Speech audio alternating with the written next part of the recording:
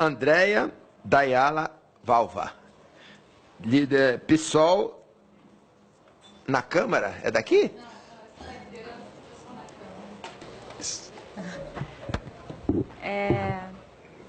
Eu queria perguntar para o Marcos Ninguém sobre a possibilidade real da permacultura se tornar uma política pública no nível federal, estadual, municipal.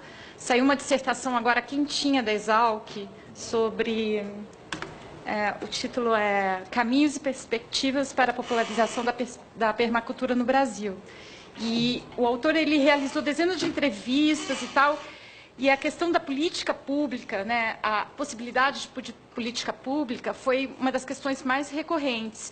E a coisa mais próxima que se chegou, né, que até hoje se fez, foi o decreto, né, que é da Política Nacional de Agroecologia, o PNAPO. É o máximo que a gente tem, fora experiências aqui e acolá maravilhosas, tem em São Paulo, tem no mundo inteiro, tem questões de minhocário e tal. Eles citam que, inclusive, que no mundo não tem realmente, assim, pelo menos, eu não sei, na Austrália, Nova Zelândia, mas que na Europa, que ele cita aqui, Austrália, Cuba, Itália, Suíça, tem, por exemplo, minhocários municipais e tal, mas política pública mesmo, né, colocando permacultura como uma possibilidade real, e que é a possibilidade real de fazer frente a uma mudança realmente sustentável, né, de homem e meio ambiente, ela ainda é talvez elitizada, ela não chegou nos movimentos sociais de fato, né? E como fazer isso? Como espalhar, como tornar a política pública, né? Ele cita inclusive que na campanha da Luciana Genro foi a única, talvez a única, mas foi a primeira, né, que citou permacultura e com uma possibilidade real de política pública. Como fazer isso? Como espalhar? E como trazer os movimentos sociais para junto? E aí uma outra pergunta geral para a mesa frente a todos esses retrocessos, o PAA, né, vai para ano que vem, ele vai ter um corte, acho que de 99,8%, uma projeção, né? Como fazer frente a isso? Como que a agricultura familiar, né, ano que vem, frente a todos esses retrocessos, que vão desde a questão fundiária até incentivos, fomentos, e como que vai ser, né? Porque teve um boom, né, 2012, 2013, né? Teve um boom de experiências, um boom de financiamento, e agora, ano que vem, de repente, nada.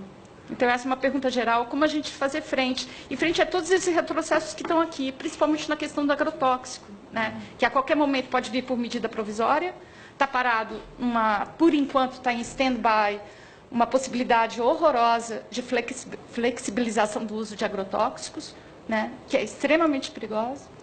Como os movimentos e o governo, né, o MDS e o MAPA estão vendo isso?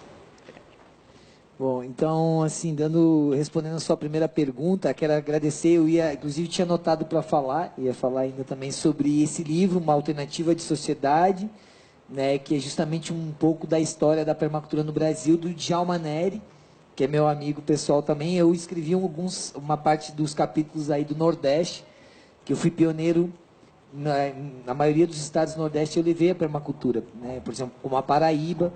E a Paraíba, inclusive, os cursos foram pagos pela prefeitura, né, na época, falando agora em política pública. Foi uma inovação na época, porque são cursos privados. A prefeitura disponibilizou o pagamento desse curso. Rio Grande do Norte, Tocantins, vários estados que a gente levou a permacultura e foi pioneiro. Eu acredito muito que a permacultura, como eu falei antes, ela é uma ferramenta que pode responder às principais demandas contemporâneas, né, como estava na justificativa, eu escrevi a justificativa, né, junto com o Glauber dessa audiência.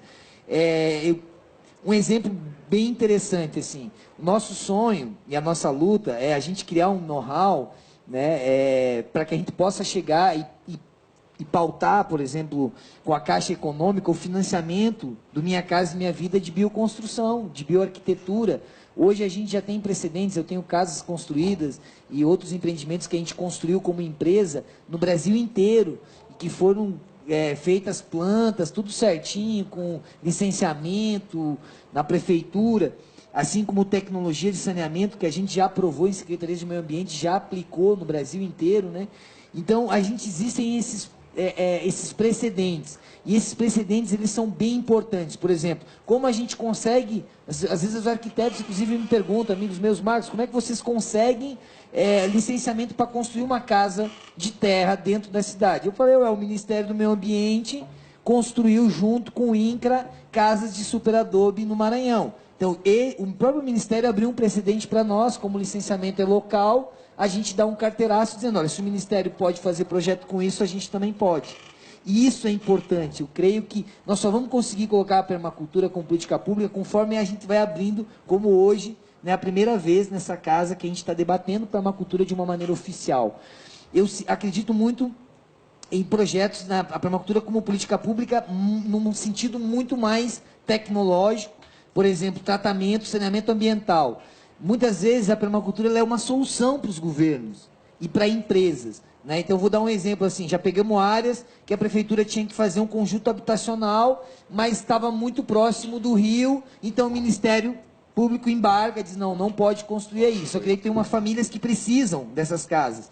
Aí a gente já foi contratado, por exemplo, para ir lá e dizer, não, então vamos fazer fossas ecológicas. Essas fossas não vão contaminar e, pelo contrário, vão gerar alimentos, que são as fossas de evapotranspiração que dão bananas. Então, o que era um problema, aí aquilo tem que virar uma solução. Então, isso eu acredito, sim, que tem, por exemplo, a gente tem um grande precedente que é a Política Nacional de Resíduos, que é uma vergonha nacional, a não implantação, a negligência que o governo teve, que a sociedade civil tiveram, que os movimentos sociais tiveram também em relação ao Plano Nacional de Resíduos Sólidos, que já vencemos, né? Estamos vencendo, né, o prazo e não alcançamos nem 20% da meta. Então, tá aí, né? Por que não a gente entrar, eu acredito, o Rob Hopkins, que é o criador dos Transition Towns, do movimento de cidades de transição, ele dizia assim, a permacultura tem que virar política pública, mas não necessariamente com esse nome. Ela pode entrar como saneamento ambiental, ecológico, que seja lei, né? O saneamento ambiental ele tem que ser lei, todas as empresas e habitações elas não deveriam mais poder usar, assumidoras. Eu acredito também muito, né, nessa situação, inclusive o Glauber me perguntou e saiu, por exemplo, o caso de Mariana. É o sonho que um dia, quando aconteça isso, o governo entre em contato com nós e diga assim, Marcos, olha, aconteceu isso, como é que nós vamos resolver? E que a gente possa olhar uma área do Estado, né, da União, olha, existe essa área aqui que é da União. Então vamos pegar essas famílias e vamos criar uma ecovila num processo de construção participativa, regenerativa, de verdade, e vamos fazer com que essa comunidade que foi impactada, pelo contrário, que ela vire um grande turismo colaborativo, que pessoas do mundo inteiro possam vir ali para colaborar, e que seja com agrofloresta, e que tenha um urbanismo adequado. Enfim, eu acredito muito também na permacultura como uma ferramenta de planejamento. Né, determinados órgãos do governo possam se utilizar da permacultura como uma ferramenta também de planejamento, de execução. Então, eu vejo que é bem possível, é bem viável, tanto como uma ferramenta de planejamento, mas a permacultura também esmiuçada em tecnologias sociais, né, tecnologia de habitação. Quero finalizar também fazendo um convite a todos. O pessoal não pôde vir hoje, que o companheiro Eduardo está adoentado, mas está aí o Tiago da Setorial Ecossocialista. Junto com o Tiago, com a Setorial, com o MTST, a gente está terminando o projeto piloto de uma casa ecológica lá para o assentamento lá do Sol Nascente, né, que agora vai ser liberado a escritura. E a primeira coisa que eu falei para o movimento é, se começar a construir de maneira convencional, vai se transformar aquilo ali que tem do lado, uma favela. Então, por que não esse assentamento virar um grande... Por que não esse assentamento se transformar num modelo em sustentabilidade? E aquilo que poderia ser uma favela se transformar num bairro ecológico. Mas aí que entra, nós necessitamos chegar do Minha Casa e Minha Vida, por exemplo, para que financie projetos disso, né? Eu acredito que hoje a principal política pública que a gente tem que acessar, companheira, é o Minha Casa e Minha Vida. Para que o Minha Casa e Minha Vida deixe de ser o Minha Casa e Minha Dívida e seja o Minha Casa e Minha Vida mesmo, uma casa viva, ecológica e que responda aos anseios daquela comunidade.